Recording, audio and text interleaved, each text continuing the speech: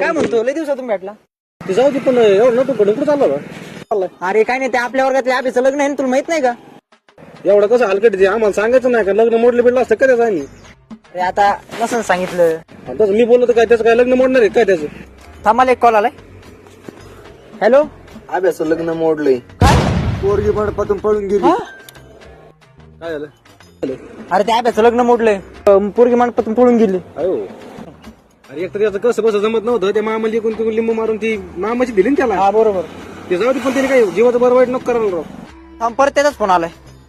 Hello त्या आब्याने विष घेतलंय. काय कस काय रे? त्या आब्याने टेन्शन मध्ये विष घेतलंय. अरे त्या अभ्याने टेन्शन मध्ये विष घेतलंय. बरोबर आलो. अरे एक तर तिला कोणता एक राव त्याने असं नव्हतं करायला पाहिजे. त्याला उद्या बरं वाईट काय झालं त्याच्या घरच्याला कोण पाहिजे. नाही नाही असं नाही. एक मिनिट कशाला फोन करतोय आता. हॅलो तुझा जिगरी मित्र आब्या गेला रे. तुम्ही दोघे चांगले मित्र होते मला माहिती आहे राव पण जाऊ दे आता काय एक प्रत्येकाला जायचंच आहे. ते जाऊ दे पण तू तू तू तब्येत सांभाळ तुला काय नको दुसरं काय नाही.